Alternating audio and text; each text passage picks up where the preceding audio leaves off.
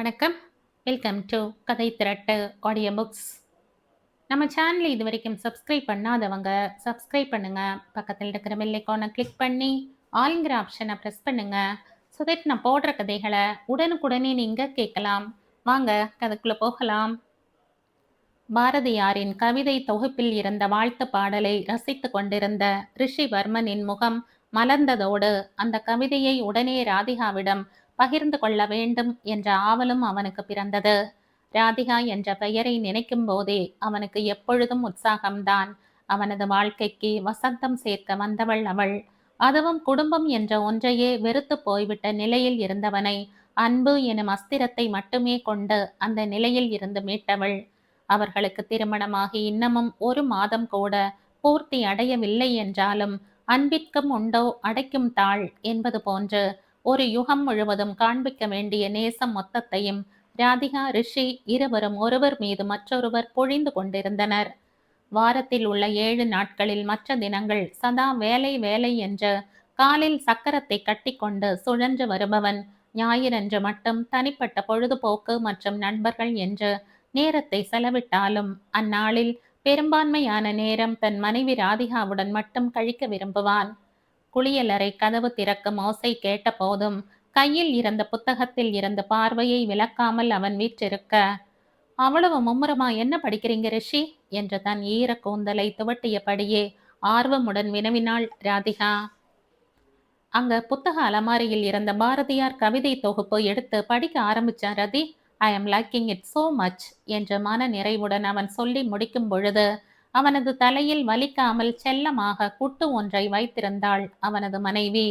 அதற்கான காரணம் புரிந்தவனாக, oops, sorry, டக்குன்னு இங்கிலீஷ் தான் வருது, எனக்கு ரொம்ப பிடிச்சிருக்குன்னு சொல்லி இருக்கணும் இல்ல ரதி என சற்று முன் ஆங்கிலத்தில் சொன்ன வரிக்கான தமிழாக்கத்தை கொடுத்து திருத்தமும் செய்து கொண்டான். உங்கள் தேச மொழி அடிக்கடி வர்றதில் எந்த தவறும் இல்லை ரிஷி. இப்போ 1 வருஷமா தானே நீங்க தமிழ் சரளமா பேச எழுத படிக்க கத்துக்கிறதில் தீவிரமா இருக்கீங்க. பாருங்க, பாரதியார் கவிதை எல்லாம் தானா வாசிக்கிறீங்க, அதன் அர்த்தம் புரிஞ்சு ரசிக்கிறீங்க என்று அவனை சிலாகித்தவள் பாராட்டும் விதமாக கணவனின் கன்னத்தில் மென்மையாக தட்டி கொடுத்தாள். அவளது மிருதுவான உள்ளங்கையை தன் கன்னத்தில் வைத்து அழுத்தி கொண்டவன் சில கணங்கள் மனைவியையே இமைக்காமல் ரசித்தான். கணவனின் கன்னத்தில் வளர்ந்திருந்த 2 நாட்கள் தாடியின் சொரசரப்பு அவளுக்கு ஒருவித குறுகுறுப்பை ஏற்படுத்தினாலும் அது அவளது உள்ளத்திற்கு பிடித்தமானதாகவே இருந்தது. ராதிகாவின் அக அழகை புரிந்ததினாலோ என்னவோ எப்பொழுதுமே அவனுடைய கண்களுக்கு அவள் பேரழகியாகத்தான் தெரிவாள். சில சமயங்களில் விளையாட்டாக அவளிடமே, நீ அழகா இருப்பதனால் நான் உன்னை காதலிக்கிறேனா, நான் காதலிப்பதால் நீ அழகா இருக்கியா என வம்பு செய்வான். அவனது ஆசை மனைவியும் சிரித்தபடியே, எதுக்கு இந்த ஐஸ் வைக்கிறீங்க என்ற அழகு காட்டினாலும் அவளது வலப்பக்கம் நெற்றியோரம் இருக்கும் சின்ன தழும்பை கூட ஆசையுடன் ரசிப்பான் ரிஷிவர்மன். ஈரப்பதத்துடன் இருந்த அவளது கூந்தலை கைகளை கொண்டு அலைந்தபடியே, அந்த பாராட்டெல்லாம் உன்னைத்தான் சேரணும் ரதி. மொழி புரியாமல் தட்டு தடுமாறி பேசிட்டு இருந்த எனக்கு தமிழை அடிப்படையில் இருந்து சொல்லிக் கொடுத்ததே நீதானா என்றான் ஆத்மார்த்தமாக.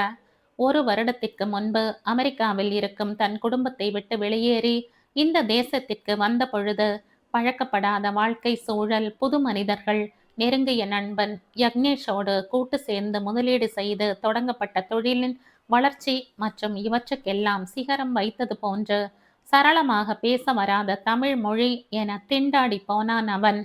ஆனாலும் அவனது மனதில் எல்லாவற்றையும் சமாளித்து மீண்டு விடலாம் என்ற மலையளவு நம்பிக்கை. அந்த நம்பிக்கைதானோ என்னவோ அவனது வாழ்க்கையின் கசப்பான பக்கங்களை அசை போட வைக்காமல் வருங்காலத்தை சுவாரஸ்யத்துடன் எதிர்நோக்க வைத்தது. அதனாலேயே ஒரு சின்ன குழந்தைக்கு இருக்கும் ஆர்வத்தை போன்று புது விஷயங்கள் அனைத்தையுமே ஆர்வமுடன் கற்றுக்கொண்டான். அப்படி புது விஷயங்களை கற்றுக்கொள்ளும் தேடலில் பழைய வாழ்க்கையை ஒதுக்கவும் முயன்றான். நியூ ஜெர்சியில் அமைந்திருக்கும் புகழ்பெற்ற உணவகத்தின் முதன்மை சமையற்கலை வல்லுநராக பணியாற்றியவன் Rishivarman. American, Indian, Mexican, Asian, கிரேக்க மற்றும் இத்தாலியன் என்று உலக சமையல்கள் அனைத்தும் அவனுக்கு அத்துப்படி. ஆனால் அவன் சென்னைக்கு வந்த பிறகுதான் இந்திய உணவு வகைகளில் வட இந்திய சமையல் தென்னிந்திய சமையல் தவிர ஒவ்வொரு மாநிலத்திற்கும் தனித்துவம் வாய்ந்த பிராந்திய சமையல்களை பற்றியே அவனுக்கு தெரிய வந்தது. உணவகங்களில் அரிதாக கிடைக்கும் தென்னிந்திய பாரம்பரிய உணவு வகைகளை பற்றி வாடிக்கையாளர் ஒருவர் மூலம் கேள்விப்பட்டவன் அந்த உணவு வகைகளின் செய்முறைகளை கற்றுக்கொள்வதற்காக முயற்சி மேற்கொண்ட போது அவனுக்கு அறிமுகமானதுதான் கல்யாண சமையல் மெஸ். பாட்டி மரகதமும் பேத்தி ராதிகாவும் இணைந்து பொறுப்பேற்று நடத்துவது இந்த மெஸ். ராதிகாவின் தாய் சிறு வயதிலேயே உடல்நல குறைவால் இறந்துவிட அவளது தந்தை ராஜசேகர் தான் ராதிகாவுக்கு தாயும் ஆனவனாக இருந்து அவளை வளர்த்து வந்தார். ஆனால் உற்றார் உறவினர்களோ தனி ஆளாக பெண் குழந்தையை வளர்ப்பதில் உள்ள நடைமுறை சிரமங்களை சொல்லவும், சொந்த ஊரில் யாரும் ஆதரவற்றிருந்த ஒன்றுவிட்ட சித்தி மரகதத்தை துணைக்கு தன்னுடனேயே வரவழைத்து கொண்டார். மரகதமும் ராஜசேகரை தன் சொந்த மகனாகவும் ராதிகாவை மகன் வழி பேத்தியாகவும் ஏற்றுக்கொண்டு அவர்களுக்கு உறுதுணையாக இருந்ததோடு ஒரு குடும்பமாகவே மூவரும் வாழ்ந்து வந்தார்கள். தனக்கு கீழே 10 ஆட்களை வைத்து கொண்டு கல்யாண மற்றும் விசேஷ வீடுகளுக்கு சமையல் செய்து கொடுத்து வருமானம் ஈட்டி வந்தார் ராஜசேகர். நாளடைவில் தங்களின் வசதிக்காக வாடிக்கையாளர்கள் பலர் கல்யாண வீடுகளின் சமையல் பொறுப்பை மொத்தமாக கான்ட்ராக்டர்களின் பொறுப்பில் விட்டுவிட ராஜசேகரம் கல்யாண கான்ட்ராக்ட் எடுத்து தொழிலை விரிவுபடுத்த எண்ணி அதன் முயற்சிகளில் இறங்கினார். சென்னையின் விரிவாக்கத்தில் அவர்கள் இருந்த போரூர் பகுதியும் நன்கு வளர்ச்சியடைந்திருக்க அவருக்கு கான்ட்ராக்ட் வாய்ப்புகளும் அதிகமாகவே கிடைத்து நல்ல நிலைக்கு முன்னேறி கொண்டிருந்த போது ராஜசேகரின் ஆயுட்காலமும் முடிவுக்கு வந்தது. அந்த குடும்பத்தின் ஆணி வேராய் இருந்த ராஜசேகர் மறைந்ததும் கான்ட்ராக்ட் வேலையை தொடராமல் அதே பகுதியிலேயே கல்யாண சமையல் மெஸ் ஒன்றை தொடங்கி கடந்த 3 வருடங்களாக மரகதமும் ராதிகாவும் திறம்பட நடத்தி வருகிறார்கள். மற்ற உணவகத்தில் கிடைப்பது போன்ற வழக்கமான உணவுகளையே வாடிக்கையாளர்களுக்கு அளிக்காமல் வாரத்தில் 5 நாட்களும் ஒவ்வொரு மாவட்ட பாரம்பரிய உணவுகளை தயாரித்து வழங்க மக்களிடையே அதற்கு பெரும் வரவேற்பும் கிடைக்கப்பெற்றது. இந்த மெஸ்ஸை தங்கள் சக்திக்கு உட்பட்டு சிறிய அளவில் நடத்துவதால் முதல் 200 வாடிக்கையாளர்களுக்கு மட்டுமே பிரத்யேக உணவை வழங்குவார்கள். குறைந்த விலை, நிறைந்த தரம் இவற்றுடன் முதல் 200 வாடிக்கையாளர்களுக்கு மட்டும்தான் சிறப்பு உணவு வகைகள் எனும்போது இந்த மெஸ் தயாரிக்கும் உணவுகளுக்கான தேவை அதிகரித்தது. குறிப்பிட்ட நேரத்திற்குள் நான் நீ என்று போட்டி போட்டுக்கொண்டு 200 டோக்கன்களும் காலியாகிவிட அதற்கு மேல் பிந்தி வரும் வாடிக்கையாளர்களுக்கு கலவை சாதம் மட்டும்தான். தந்தையுடன் வேலை பார்த்தவர்களில் 3 பேரை அந்த மெஸ்ஸில் உதவிக்காக வேலைக்கு அமர்த்தி இருந்தார்கள். மற்றபடி 3 பெண்கள் வீட்டோடு தங்கி வேலை பார்த்தனர். பாட்டியின் வளர்ப்பில் வளர்ந்ததினாலோ என்னவோ ராதிகாவின் உலகம் பள்ளி, கல்லூரி மற்றும் வீடு என்று குறுகியதாகவே இருந்தது. கல்லூரியில் இருந்து 5 நிமிடங்கள் தாமதமாக வந்தாலே வாசலுக்கு வந்து பேத்திக்காக காத்திருந்து தவம் இருப்பார் மரகதம். ராதிகா 2ஆம் ஆண்டு நியூட்ரிஷியன் அண்ட் டயட்டிக்ஸ் பயிலும் காலகட்டத்தில் ராஜசேகரின் மரணம் ஏற்பட்டிருக்க அதனை தொடர்ந்த 3 வருடங்களும் முன்பிருந்ததை விட கூடுதல் பொறுப்பு மற்றும் கவனத்துடன் பேத்தியை பார்த்து கொண்டார் மரகதம்.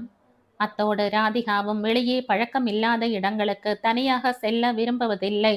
ரிஷிவர்மன் சில பாரம்பரிய உணவு முறைகளின் செய்முறையை பற்றி மரகதத்திடம் கேட்டு அறிந்து கொள்வதற்காக மெஸ் பக்கம் வந்து செல்ல ராதிகா ரிஷி இருவருக்குமான அறிமுகம் நடந்தது. தொடக்கத்தில் மரகதம் ரிஷிவர்மன் இருவருக்குமான சம்பாஷணையை மொழிபெயர்க்கும் வேலையை ஏற்ற ராதிகா நாளடைவில் ரிஷிவர்மனுக்கு தமிழ் மொழியை கற்பிக்கும் ஆசானாகவும் மாறினாள். இப்பொழுது ரிஷியும் அதைத்தான் குறிப்பிட்டு பேச, அடடா விட்டால் இன்றைக்கு முழுக்க நாம 2 பேரும் ஒருத்தரை ஒருத்தர் பாராட்டிக்கிட்டே இருப்போம் போல என்று அவள் சொல்லி முடிக்கும் போதே ரிஷிவர்மனின் அலைபேசி ஒலித்தது. திரையில் ஒளிர்ந்த வெளிநாட்டு எண்ணை பார்த்ததும் அவனது முகம் பூவாய் மலர, ஹாய் தருண் என அழைப்பை எடுத்தான். நண்பர்கள் இருவரும் ஒருவருக்கொருவர் குசலம் விசாரித்து முடித்ததும் ஸ்கைப்பில் பேசலாமா ரிஷி என கணினி வாயிலான உரையாடலுக்கு வர சொன்னான் தருண். ரிஷி, நெட் கனெக்ட் ஆகுதான்னு தெரியல, ஏதாவது பிரச்சனை இருந்தா மறுபடியும் நானே உன் செல்லுக்கு கூப்பிடுறேன். யக்னேஷ் இன்றைக்கு வெளியே போறதா சொன்னான், அதனால அவன் வரமாட்டான் என்ற விவரங்களை சொல்லிவிட்டு அழைப்பை துண்டித்தான். ரிஷிவர்மன், தருண் மற்றும் யக்னேஷ் மூவரும் சிறு வயதில் இருந்தே நெருங்கிய தோழர்கள். மூவருக்கும் கிட்டத்தட்ட ஒரே மாதிரியான ரசனை என்பதாலேயே மூவரும் ஹோட்டல் சார்ந்த தொழிலில் தான் விருப்பமாயிருந்தனர். ஆனால் மூவரும் வெவ்வேறு பிரிவுகளில் சிறந்து விளங்கினர். ரிஷிவர்மன் சமையல் கலையில் நிபுணத்துவம் பெற்றிருந்தவன் என்றால் தருண் ஹோட்டல் நிர்வாகம் செய்யும் பொறுப்பில் சிறந்து விளங்குபவன். யக்னேஷ் ஹோட்டல் மேலாண்மை மற்றும் வர்த்தகத் துறையில் வெற்றியை நிலைநாட்டுபவன். ரிஷிவர்மனும் யக்னேஷும் கூட்டாக சேர்ந்து சென்னையில் பன்னாட்டு உணவகத்தின் பிரான்சைஸ் எடுத்து சென்னையில் லாபகரமாக நடத்தி வருகிறார்கள். அந்த உணவகத்தின் பெரும்பான்மையான முதலீடு ரிஷிவர்மனின் தரப்பில் இருந்து வந்திருந்தாலும் அதன் மேலாண்மை பொறுப்பை ஏற்று நடத்தும் பங்குதாரராக யக்னேஷ் விளங்கினான். நண்பர்கள் இருவரும் முதலீட்டுக்கேற்ப மாதாந்திர லாப தொகையை பிரித்தெடுத்து கொண்டனர். மூவரும் சந்தர்ப்பம் கிடைக்கும்போது இணையதளம், தொலை தொடர்பு மூலம் உரையாடுவது வழக்கமான ஒன்று. ஆனால் அவர்களது உரையாடலில் தப்பி தவறி கூட தமிழ் சொல் இடம்பெறாது. தனக்கான வேலைகளை செய்வதில் ராதிகா ஈடுபட்டிருக்க மடிகணினியை உயிர்ப்பித்து ஸ்கைப் மூலம் அமெரிக்காவில் இருக்கும் நண்பன் தருணை தொடர்பு கொண்டான் ரிஷிவர்மன். என்னடா புது மாப்பிள, இன்னைக்கு உன்னை பிடிக்க முடியாது, ஹனிமூன் எங்கேயாவது போயிருப்பேன்னு நினைச்சுக்கிட்டு இருந்த, அதிசயமா ஓய்வா இருக்க. அந்த பிளான் எல்லாம் இருக்குடா. ஆனா அதை விட முக்கியமா ராதிகாவுக்கு பாஸ்போர்ட் விசா எல்லாம் ஏற்பாடு செய்ய வேண்டியதா இருந்தது. அந்த வேலையெல்லாம் 2 நாளுக்கு முன்னாடி தான் முடிஞ்சது என்று விளக்கம் சொன்ன ரிஷி, அதுவரையில சென்னையில தான் எங்களுக்கு ஹனிமூன் என சொல்லி குறும்பான புன்னகை ஒன்றை சிந்தினான். நான் அங்க கல்யாணத்துக்கு வந்த போதே பாஸ்போர்ட் விசா எல்லாம் ஏற்பாடு செய்தாச்சுன்னு சொன்னியேடா. கல்யாணத்துக்கு முன்னாடியே பாஸ்போர்ட் அப்ளை செய்தாச்சு தருண். கல்யாணத்துக்கு அப்புறம் தான் ராதிகாவுக்கு விசா இன்டர்வியூ இருந்தது. அதற்கான டாக்குமெண்ட்ஸ் எல்லாம் ஏற்பாடு செய்து முடிச்சோம். ரிஷி, நான் கேட்கணும்னே இருந்தேன், ராதிகாவுக்கு எதுக்கு விசா எடுக்கிற? நீ அமெரிக்க குடிமகன் என்றால் அவங்களுக்கு விசா தேவையில்லை இல்ல? நேரடியா கிரீன் கார்டு அப்ளை செய்ய வேண்டியது தானே? அமெரிக்க வழக்கு மொழி ஆங்கிலத்தில் கேள்வி எழுப்பினான் தருண். கிரீன் கார்டு என்பது அமெரிக்காவில் நிரந்தரமாக தங்குவதற்கான அரசாங்க அனுமதி. செய்யணும்டா. ஆனா அதுக்கு கொஞ்சம் டைம் எடுக்குமில்ல? அதுக்குள்ள அமெரிக்காவுக்கு வர வேண்டிய சூழல் இருந்தால் பாஸ்போர்ட் விசா எல்லாம் இருக்கணுமே தருண். கல்யாணத்துக்கு முன்னாடி என்றால் ஃபியான்சி விசா எடுக்கலாம். ராதிகாவுக்கு கல்யாணத்துக்கு அப்புறம்தான் விசா இன்டர்வியூவே வந்தது. அதனால் அவளுக்கு டூரிஸ்ட் விசா தான் அப்ளை செய்து எடுத்தோம். நல்லதாண்டா, எப்படியும் கிரீன் கார்டு வந்துட்டா விசா தேவை இருக்காதே. அவசர ஆத்திரத்துக்கு வரணும்னா டூரிஸ்ட் விசா போதும் என நண்பனின் சமயோசித யோசனைக்கு பாராட்டு தெரிவித்தான் தருண். எஸ், அதனால தான். அப்புறம் சொல்லு தருண், நீ வேலை பார்க்குற ஸ்தாபனம் மூலமா ஏதோ க்ரூஸ் அசைன்மெண்ட் வந்தாலும் வரும்னு சொல்லிட்டு இருந்தல்ல, என்னாச்சு? வரும் ரிஷி, காத்துட்டு இருக்கேன். பாசிட்டிவா வந்தா இன்னும் 1 மாசத்துல கிளம்ப வேண்டியதா இருக்கும். உனக்கும் கட்டாயம் சொல்றேன் என மகிழ்வுடன் என் நண்பன் இடத்தில் பகிர்ந்தான். மேலும் சில நிமிடங்கள் வெட்காமல் ரிஷியை மட்டுமே பார்த்து உரையாடி கொண்டிருந்தவன், ராதிகா எப்படி இருக்காங்க, எங்க ஆளைய காணோம் என விசாரித்தான். உள்ள ஏதோ வேலையா இருக்க மாதிரி இருக்கு. என்ன விஷயம், என்கிட்ட சொல்ல மாட்டியா? உன்னை பத்தி ஏதாவது ராதிகா கிட்ட போட்டு கொடுக்கலாம்னு பார்த்தேன் என்றவனை அவன் நம்பிக்கையுடன் ரிஷி பார்வையிட அதற்கு மேல் மழுப்ப விரும்பாமல் சற்று மெல்லிய குரலில், எப்ப இங்க நியூ ஜெர்சிக்கு வரீங்கன்னு கேட்கலாம்னு என இழுத்தான். அந்த பேச்சு பிடிக்காமல், ஏண்டா இப்போ உனக்கு இந்த கேள்வி? நான் நிம்மதியா இருக்கிறது பிடிக்கலையா? இதுக்காகத்தான் ராதிகாவோட பாஸ்போர்ட் விசான்னு விசாரிச்சையா என்ற ரிஷி குரலை உயர்த்த உள்ளறையில் போட்டது போட்டபடி விட்டுவிட்டு துரிதமாக வெளியே வந்த கணவனை பார்த்தாள் ராதிகா.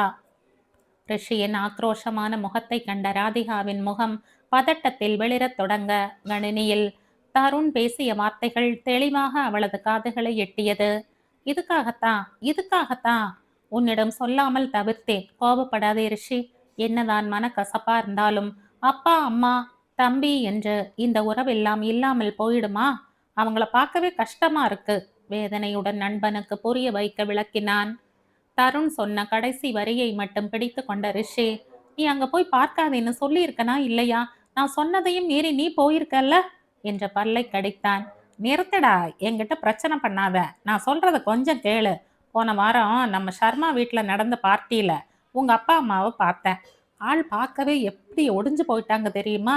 உன்னை பத்தி கூட கேட்டாங்க. வேண்டா வெறுப்பாக, இதென்ன புது விஷயமா தருண்?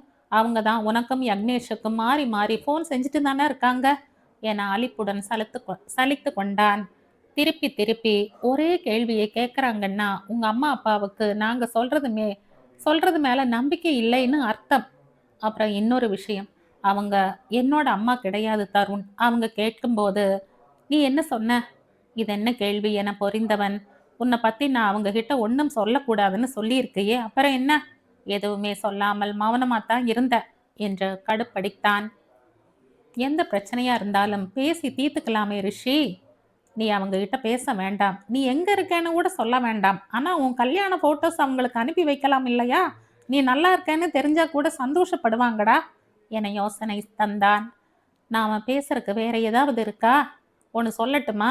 யுஎஸ்க்கு ராதிகாவை அழைச்சிட்டு வந்து இங்க எல்லாருக்கும் காண்பிக்கணும்னு உனக்கு உள்ளூர் ஆசை இருக்கத்தான் செய்யுது. நீ என்ன மறுத்தாலும் உண்மை இதுதான். அப்படி இல்லாட்டி நீ எதுக்குடா இத்தனை வேக வேகமா ராதிகாவுக்கு பாஸ்போர்ட், டூரிஸ்ட் விசா எல்லாம் ஏற்பாடு செய்து வச்சிருக்க? கிரீன் கார்டு வரும்போது வரட்டும்னு பொறுமையா இருக்க வேண்டியதுதானே? என நண்பனை மடக்கினான். கசப்பான புன்னகை ஒன்றை உதிர்த்தவன், ஓ, நீ அப்படி நினைச்சா நான் எதுவும் செய்ய முடியாது. ஆனா என் மனைவிக்கு எதுக்காக வேக வேகமா இதெல்லாம் ஏற்பாடு செய்தேன்னு எனக்கு தெரியும். வக்கீல் கிட்ட கிரீன் கார்டு பத்தி பேசினேன். அவர்தான் ஆலோசனை சொன்னார். கிரீன் கார்டு ப்ராசஸ் பண்ணும்போது மெடிக்கல் செக்கப் செய்யறதுக்கு சில சமயங்கள்ல இன்டர்நேஷனல் மெடிக்கல் ரிப்போர்ட்ஸை ஏத்துக்காமல் நேர்ல வர சொல்வாங்க. பார்த்துக்கோங்கன்னு சொன்னார். இதை தவிர எந்த ஆசையும் என் மனசுல இல்லை தருண் என்றான் திட்டவட்டமாக. மேலும் சில கணங்கள் ரிஷி எதுவும் பேசாமல் அமைதியாகவே இருக்கவும், இதற்கு மேல் அவனிடம் பேசி பயனில்லை என்பது தருணுக்கு தெள்ளத் தெளிவாக புரிந்தது. கசப்பான புன்னகை ஒன்றை உதிர்த்தவன், ஓ, நீ அப்படி நினைச்சா நான் எதுவும் செய்ய முடியாது. ஆனா என் மனைவிக்கு எதுக்காக வேக வேகமா இதெல்லாம் ஏற்பாடு செய்தேன்னு எனக்கு தெரியும். வக்கீல் கிட்ட கிரீன் கார்டு பத்தி பேசினேன். அவர்தான் ஆலோசனை சொன்னார். கிரீன் கார்டு ப்ராசஸ் பண்ணும்போது மெடிக்கல் செக்கப் செய்யறதுக்கு சில சமயங்களில் இன்டர்நேஷனல் மெடிக்கல் ரிப்போர்ட்ஸை ஏத்துக்காமல் நேர்ல வர சொல்லுவாங்க. பார்த்துக்கோங்கன்னு சொன்னார். இதை தவிர எந்த ஆசையும் என் மனசுல இல்லை தருண் என்றான் திட்டவட்டமாக. மேலும் சில கணங்கள் ரிஷி எதுவும் பேசாமல் அமைதியாக இருக்கவும், இதற்கு மேல் அவனிடம் பேசி பயனில்லை என்பது தருணுக்கு தெள்ளத் தெளிவாக தெரிந்தது. அம்மா, அப்பா, தம்பி என்று எத்தனை அன்பாக பாசமாக வளைய வந்தவன் இந்த ரிஷிவர்மன்.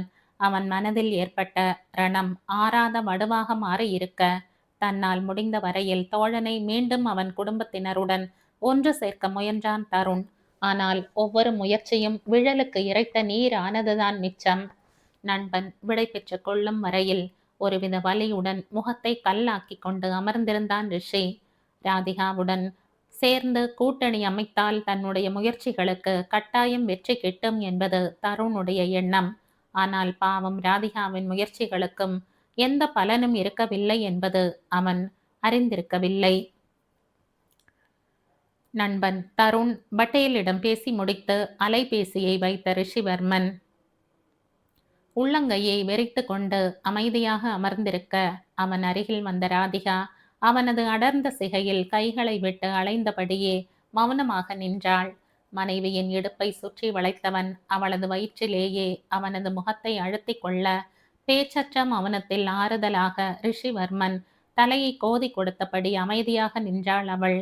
சில நிமிடங்கள் கழித்து மெல்ல தலையை நிமிர்த்தியவன், தருண் மேல நான் ரொம்ப கோபப்பட்டுட்டேனா ராதிகா என்றான் வருத்தத்துடன்.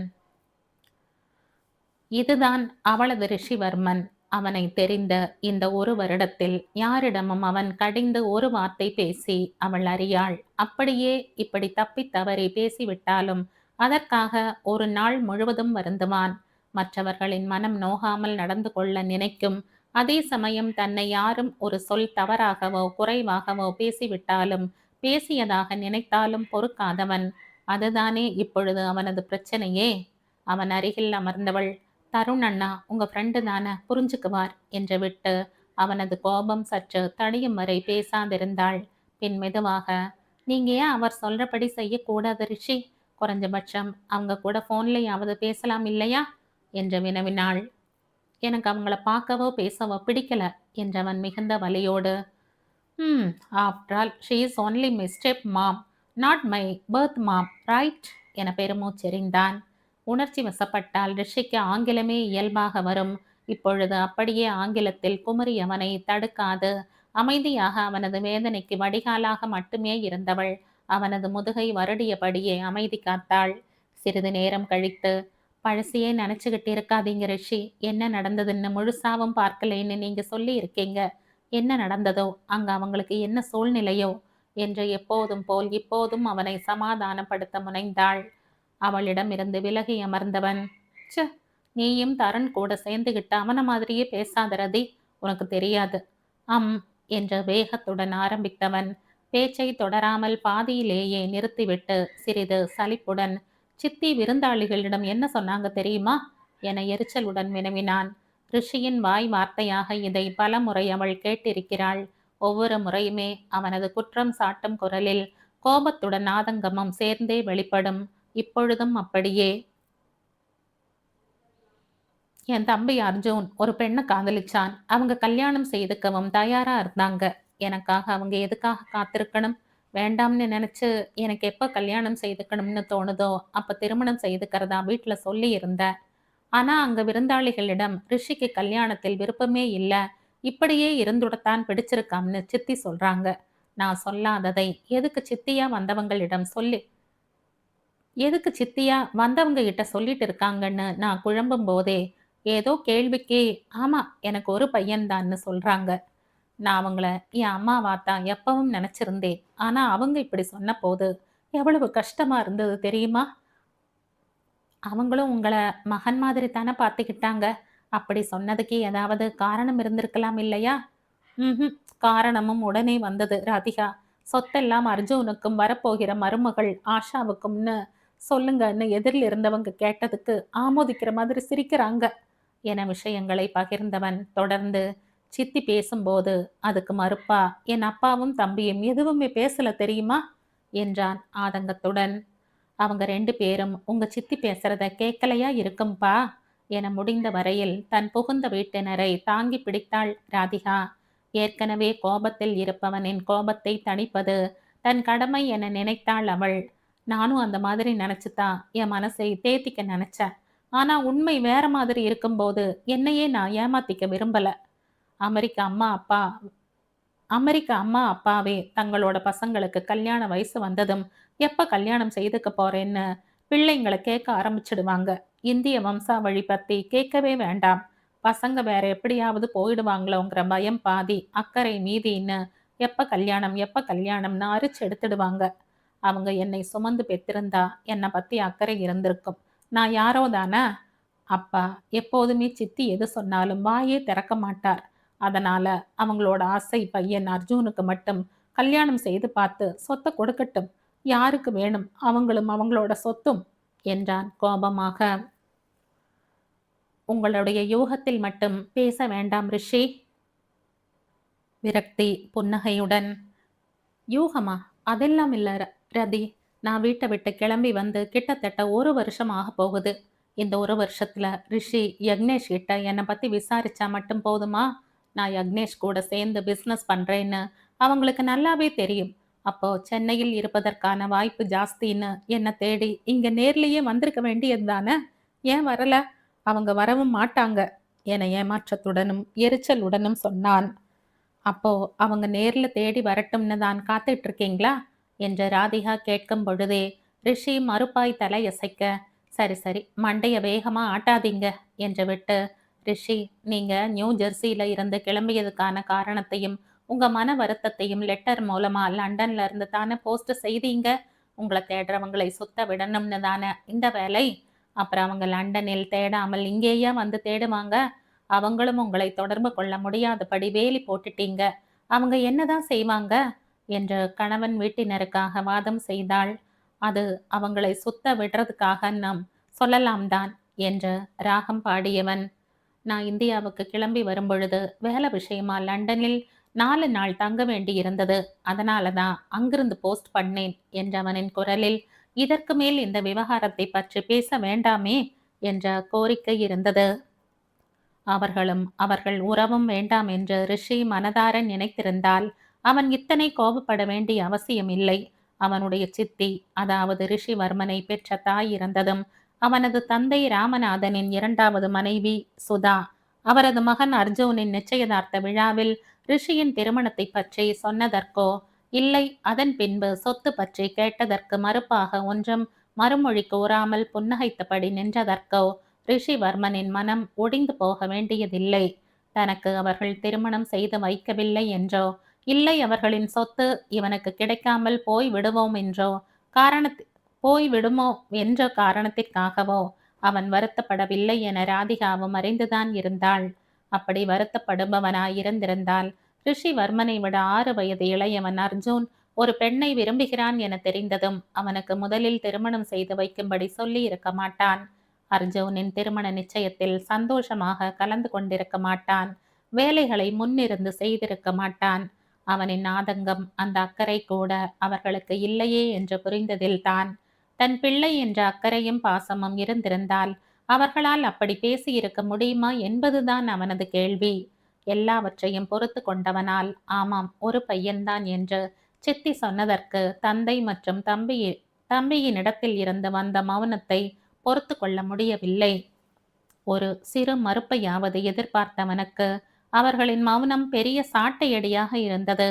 சித்திக்கு உங்க மேல பாசம் இல்லாமல் இருந்திருந்தால் அது எல்லா விதத்திலும் எதிரொலிச்சிருக்கும். ரிஷி கெட்டிக்காரன், புழுகு 8 நாளைக்குத்தான் நிலைக்கும், அதை புரிஞ்சுக்கோங்க.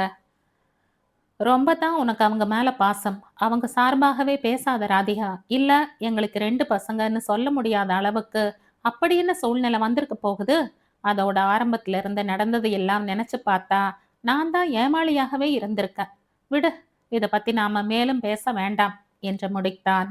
அப்படியும் மனம் தாங்காமல் நான் அவங்கள என் சொந்த அம்மாவாத்தான் நினைச்சிருந்தேன் ரதி.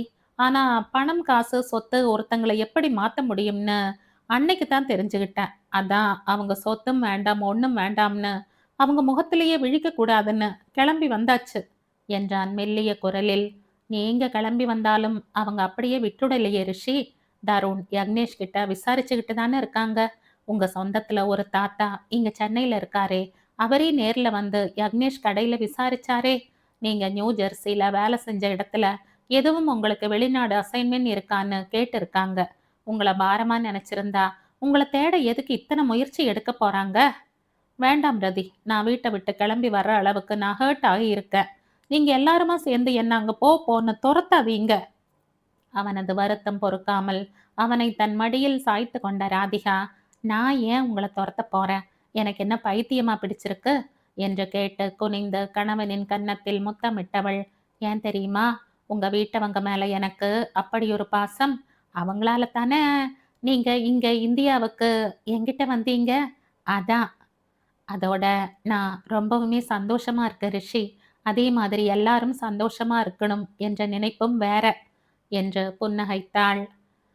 அத்தனை நேரம் இருந்த இறுக்கம் தளர்ந்து ஐ லவ் யூ ரதி என்று சொல்லி அவள் வயிற்றில் முத்தமிட்டவன் ராதிகாவின் மென்னகை தவழும் முகத்தை பார்த்து, இதுக்கு மட்டும் ஒரு பதிலையும் சொல்லிடாத என்று சிணுங்கிக் கொண்டான். நகைப்பையே அவனுக்கு பதிலாக தந்தவள், ஒரு நிமிஷம் வந்துடுறேன் என்றபடியே உள்ளறைக்கு விரைந்தாள். திரும்பி வந்து தன் அருகில் அமர்ந்தவளின் கரங்களில் எம்ப்ராய்டரி வேலை செய்த அறிகுறியோடு இவனது சிகப்பு நிற டி-ஷர்ட் இருந்ததை கண்டு ஆர்வமுடன் அதை வாங்கி பார்த்த ரிஷிவர்மனின் கண்கள் வியப்பிலும் மகிழ்ச்சியிலும் விரிந்தது. அந்த சட்டையின் மார்பு புறத்தில் நீல நிறத்தில் ஆர் என்ற ஆங்கில எழுத்து முன்னும் பின்னும் அழகுற எம்ப்ராய்டரி செய்யப்பட்டிருந்ததை பார்த்து, ஹேய், நம்ம 2 பேரோட முதல் எழுத்து இதைத்தான் எடுக்க போனியா என்று மகிழ்ச்சியுடன் கூறினான். ஆனா இதென்ன 2 ஆர்? ஒன்னை ஒன்று முறைச்சிக்கிட்டு முதுகு காண்பிச்சுக்கிட்டு இருக்கிற மாதிரி இருக்கு. நான் இதுக்கு ஒத்துக்க மாட்டேன். நம்ம மாதிரி 2ம் எப்பவும் ஒன்னை ஒன்று பார்த்துக்கிட்டே தான் இருக்கணும் என்று கண் சிமிட்டி சிரித்தான். ஐயோ ரொம்பத்தான் என்று பொய்யாக சலித்து கொண்டவளின் மடியில் மறுபடியும் படுத்து கொண்டு, அதெல்லாம் முடியாது, எப்பவும் அது 2ம் பார்த்துக்கிட்டு இருக்கிற மாதிரி மாத்து என்று சிறு குழந்தையாய் அடம் பிடிப்பவனை உதட்டில் சிரிப்போடும் கண்ணில் காதலோடும் பார்த்திருந்தாள் அவனது காதல் மனைவி. சரியான அடம் என்று செல்ல கொஞ்சலுடன் குனிந்து அவனது மூக்கின் நுனியில் முத்தமிட்டவளின் ஈரக்கூந்தல் ரிஷிவர்மனின் முகத்தில் பட்டு உரசவும் உள் இழுத்த மூச்சோடு அந்த வாசத்தை முகர்ந்தவன், என்னதான் போட்டு குளிப்பியோடா, உங்கிட்ட இருந்து வர வாசமே சம்திங் ஸ்பெஷல் தான் என ரசித்து கூறியவாறே எழுந்து அவளது சங்கு கழுத்தில் முகம் புதைத்தான். கணவனின் இதழ்கள் அவளது கழுத்தில் குறுகுறுப்பூட்ட மெல்ல சிரித்தவள், பாட்டியை பார்க்க போகணும் ரிஷி, கிளம்பலாமா என்று கிசுகிசுப்பாக கேட்டது. அவளது செவிகளையே எட்டாத பொழுது மயக்கத்தில் இருந்த ரிஷிவர்மனின் செவிகளை எங்கே எட்டியிருக்கப் போகிறது? அவர்களின் கல்யாண சமையல் மெஸ்ஸும் பாட்டியும் பேத்தியும் வசிக்கும் இடமும் ஒரே கட்டிடத்தில் இருந்ததால் பாட்டி மரகதம் இவர்களுக்கு திருமணமானதும் தம்பதிகள் இருவரையும் ரிஷிவர்மனின் குடியிருப்பிலேயே தனி குடித்தனம் ஆரம்பிக்கும்படி வற்புறுத்தி இருந்தார். நானும் எனக்கு துணையா இன்னமும் 3 பேரும் இங்க இருக்க இடத்துல புதுசா கல்யாணம் ஆனவங்களும் இருந்தா அது அத்தனை சரியா இருக்காதுப்பா. உனக்கும் இருக்க இடமில்லைன்னா பரவாயில்ல, இதோ இங்க 2 தெரு தள்ளி இருக்க உன் வீடு, அப்புறம் என்ன, அங்கிருந்து இங்க வரப்போக ராதிகாவுக்கு ஒன்றும் சிரமம் இருக்காது என்ற பல்வேறு காரணங்களை கூறி சிறியவர்களை சரி கட்டி இருந்தார். அவர்களும் அதற்கு ஒரு வழியாக சம்மதித்திருந்தனர். வார இறுதி நாளில் காலை வேலையை முடித்துவிட்டு பாட்டியிடம் பேசுவது அவர்களின் வழக்கம். அதையே இப்பொழுது ராதிகா கூறவும், போகலாம் என்ற வாய் வார்த்தையாக சொன்னவன் உட்கார்ந்த இடத்தில் இருந்து எழும்புவதற்கு கூட எந்த அவசரமும் காட்டினான் இல்லை. மெல்ல அவனின் உதடுகள் ராதிகாவின் செவி மடல், கன்னம், தாடை என்று மெல்ல மெல்ல முன்னேற அவளுக்குமே தான் என்ன சொல்லிக் கொண்டிருந்தோம் என சுத்தமாக மறந்து போனது. கணவனின் அணைப்பில் மெல்ல மெல்ல தன் வசம் இழந்து கொண்டிருந்தவளின் நாசியை உள்ளே இருந்து வந்த பாலின் வாசம் நினைவுலகத்திற்கு மீட்க, ஐயோ, அடுப்புல பால் வச்சுட்டு வந்தனே என்றபடியே எழுந்து ஓடினாள். ஆஃப்டர் ஆல் பால், அது எனக்கு வில்லனா வந்துடுச்சே என்று கேலி செய்தபடியே மனைவியை பின் தொடர்ந்தவன் அவளை பின்னால் இருந்து அணைத்து கொண்டான். அடுப்பை சுருக்கி வைத்துவிட்டு, அடடா, கொஞ்ச நேரம் சும்மா இருங்கப்பா என்றவாறே தன் இடுப்பை சுற்றி இருந்த அவனது கைகளை விலக்க பார்த்தவள் அது முடியாது போகவும், ஸ்டவ் இஸ் ஹாட் என்ற அவனை மாதிரியே சொல்லி காட்ட, me too and so are you hottie என்று அவன் தாடையை அவளது தோளில் வைத்து அழுத்தி குழைந்து கொஞ்சியவன் கைகளை முன்புறம் நீட்டி அடுப்பை அணைத்துவிட்டு தீ அணைப்பு படையினர் பாதிக்கப்பட்டவரை தோள்களில் தூக்கி செல்வது போன்று அவன் இடப்புற தோளில் ராதிகாவை அலைக்காக சுமந்தவாறே படுக்கை அறையை நோக்கி சென்றான். ஹேய் ரிஷி, ரிஷி, என்ன செய்றீங்க? ஆச்சரியத்துடன் கூவியவளை அவன் சிறிதும் சட்டை செய்யவில்லை. இது கூட தெரியலையா? இதத்தான் ஃபயர்மேன்ஸ் லிஃப்ட்னு சொல்வாங்க. நெருப்பில் பாதிக்கப்பட்டவங்களை இப்படித்தான் அவங்க தூக்கிக்கிட்டு போய் காப்பாத்துவாங்க என அவள் கேட்க வருவது புரியாதது போன்றே விளக்கினான். அது தெரியாதா எனக்கு? இப்ப எதுக்குன்னு தான் கேட்டேன் என்றவளை தொப்பென்று படுக்கையில் போட்டவனும் அவள் அருகில் விழுந்து, உனக்கு செயல் விளக்கம் கொடுக்கலைன்னா ஒண்ணுமே புரியவே மாட்டேங்குதுன்னு கொஞ்ச நாளாவே எனக்கு சந்தேகம் இருந்தது, அது இப்ப தீர்ந்தது என்ற ரகசிய குரலில் அவளை சீண்டியவன் அவளது முகத்தில் ஒற்றை விரலால் கோலம் வரையலானான். தன் உதட்டோரம் மெல்ல ஊர்ந்து வந்த அவனது விரலை பல் படாமல் கடித்தவள், உங்க ஊர்ல இத ஃபயர்மேன்ஸ் லிஃப்ட்னு சொல்வாங்களா? எங்க ஊர்ல குட்டி அரிசி மூட்டையை இப்படித்தான் தோல்ல தூக்குவாங்க என்றாள் சிரிப்புடன். தலை கீழா தொங்கிட்டு வந்தாலும் உன் குசும்பு போகுதா பாரு. நீ அரிசி மூட்டை இல்ல, காட்டன், அதை என்னன்னு சொல்வீங்க என்ற சந்தேகம் கேட்டவனுக்கு பஞ்சு என்ற சிரிப்பின் ஊடே பதில் அளித்தாள் அவள். ஆ, அதான், நீ பஞ்சு மூட்டை, எனக்கான பஞ்சு மூட்டை என்ற கொஞ்சி இயற்கையிலேயே சிவந்த அவள் உதட்டை பெரு விரலால் மெல்ல வருடியவாறே, I love you sweetheart என்று அவன் உருக அவன் கழுத்தில் தன் கரங்களை மாலையாய் கோர்த்து அவனை தன்னோடு சேர்த்து இறுக்கினாள் ராதிகா. மனைவியின் அணைப்பில் கட்டுண்ட ரிஷிவர்மன் அவளை தன் மீது இழுத்து போட்டுக்கொண்டு அவளது கன்ன கதுப்பை வலிக்காமல் மெல்ல நிமிண்டியவாறே, நான் ஒரு நாளைக்கு எத்தனை தடவை ஐ லவ் யூ சொல்றேன், நீ ஒரு தடவையாவது திரும்ப சொல்றியா ரதி என்றான் ஏக்கத்துடன். ரிஷிவர்மனின் மார்பில் படுத்து கொண்டு முகத்தை மட்டும் நிமிர்த்தியவள், வார்த்தையால் அதை சொல்லிட்டே இருந்தா தானா ரிஷி? எனக்காவது செயல் விளக்கம் கொடுத்தா புரியுது, ஆனா உங்களுக்கு நான் எத்தனை முறை அதை செயல் விளக்கமா செய்து காட்டினாலும் புரிய மாட்டேங்குதே கண்ணா என்ற கொஞ்சியவள் அவனது தொண்டை குழியில் இதழ் பதித்தாள். இதேது நான் எங்க ஊர்ல சொல்லி இருந்தா பதிலுக்கு ஒரு 100 ஐ லவ் யூ கிடைச்சிருக்கும். இங்க உன் வாயிலிருந்து அந்த வார்த்தையை பிடுங்கிறதுக்குள்ள என சலிப்புடன் கூறி தன் கன்னத்தை வருடி கொண்டிருந்த அவளது விரலை ரிஷி கடிக்க புருவத்தை சுருக்கி யோசிப்பது போன்ற பாவனை செய்தவள், எனக்கு உங்க கஷ்டம் புரியாம இல்ல ரிஷி, வேணும்னா இப்படி செய்யுங்களேன், உங்க ஊர்ல இருக்க யாருகிட்டையாவது இதை சொல்லி பாருங்களேன் என்று சிரிக்காமல் சொல்லி குறும்பாக புன்னகைத்தாள். நான் சொல்ல மாட்டேங்கிற நம்பிக்கையில தானே சொல்ற. இரு, இதுக்காகவே நீ யாருன்னே தெரியாதுன்னு உன்கிட்ட சொல்லிட்டு வேற யார்கிட்டயாவது போய் ஐ லவ் யூன்னு நான் சொல்லல என்று அவன் சொல்லி முடிப்பதற்குள் பதறி அடித்த அவனது வாயை அவசரமாக மூடியவளின் விழிகள் நீரில் பளபளத்தது. Hey Rati, what is this? I was just teasing you sweet heart.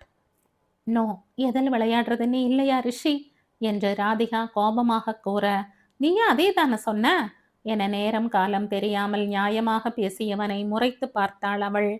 நான் சொல்வ, நீங்க சொல்லக்கூடாது என்ற அழுத்தத்துடனும் லேசாக பிசிர் தட்டிய குரலுடனும் கூறியவளை சமாதானப்படுத்தும் முகமாக, சொல்றதெல்லாம் உண்மையாகிடுமாடா என்று கேட்டபடியே மனைவியை தன் மீது இழுத்து போட்டு கொண்டவன் வார்த்தை மூலமாகவும் செயல் மூலமாகவும் அவனது காதலை மீண்டும் ஒரு முறை அவளுக்கு வெளிப்படுத்தலானான். அன்று மதியத்துக்கு மேல் மெஸ்ஸுக்கு கிளம்பி வந்திருந்த ராதிகா மதிய உணவு பாத்திரங்களை ஒதுக்கி வைத்து கொண்டிருந்தபடியே, பாட்டி, நாளையிலிருந்து நான் மறுபடியும் மெஸ் பக்கம் வர ஆரம்பிச்சிடுவேன். உங்களோட 1 மாசம் கெடு முடிஞ்சது. நீங்க இனிமே என்னை ஒன்றும் சொல்லக்கூடாது, சொல்லிட்டேன் என்று அடுத்த அறையில் இருந்த பாட்டி மரகதத்திடம் அதிகாரமாக கூறிக்கொண்டிருந்தாள். ராதிகாவின் திருமணம் முடிந்து 1 மாதத்திற்கு அவள் மெஸ் பக்கம் இந்த வேலை செய்கிறேன், அந்த வேலை செய்கிறேன் என்று வரவே கூடாது என கண்டிப்பான உத்தரவு போட்டிருந்தார் மரகதம். பாட்டியின் உத்தரவுக்கு உட்பட்டு ராதிகாவும் கடந்த மாத காலம் மெஸ் பக்கம் வராமல் இருந்தாள் என்று சொல்வதை விட அவளுக்குமே விசா தொடர்பான நேர்முக தேர்வு, அதற்கான கோப்புகளை தயார் செய்தல், வீட்டை ஒழுங்குபடுத்த வேண்டிய வேலைகள் என்று நிறைய பணிகள் முடிக்க வேண்டியிருந்தன என்பதுதான் உண்மை.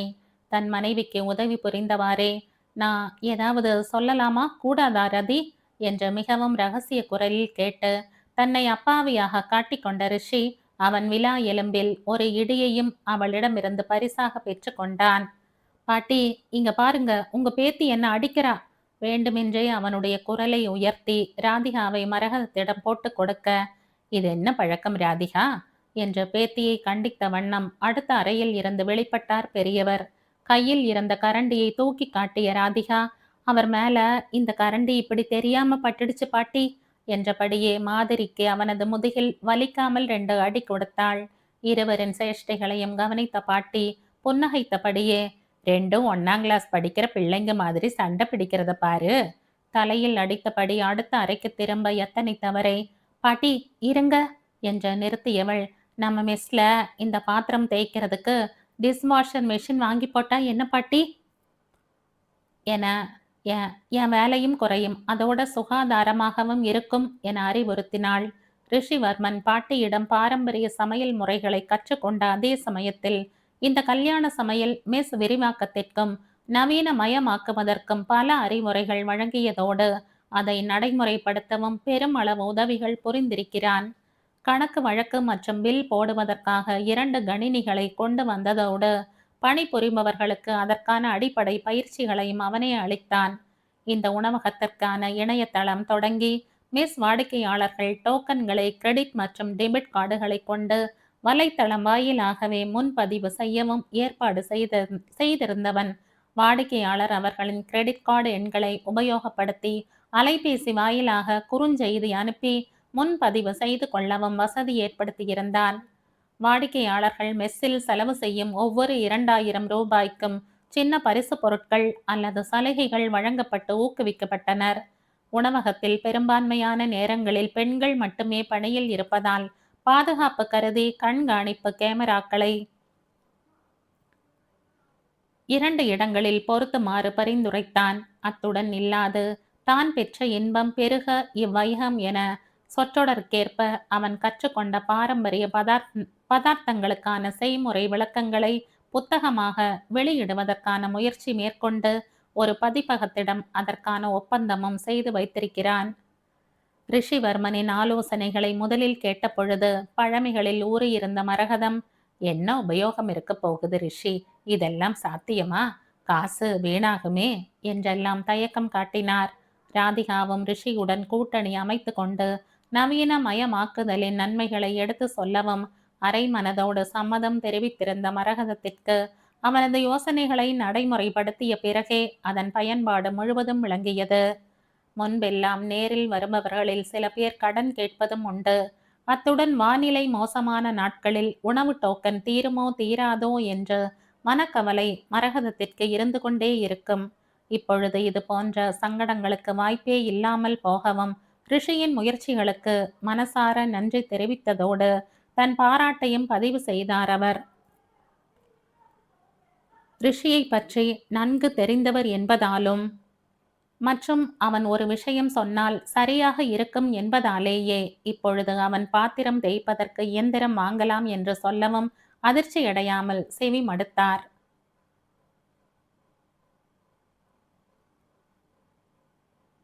இந்த கதையின் தொடர்ச்சியை அடுத்த பதிவில் கேட்கலாம். நன்றி.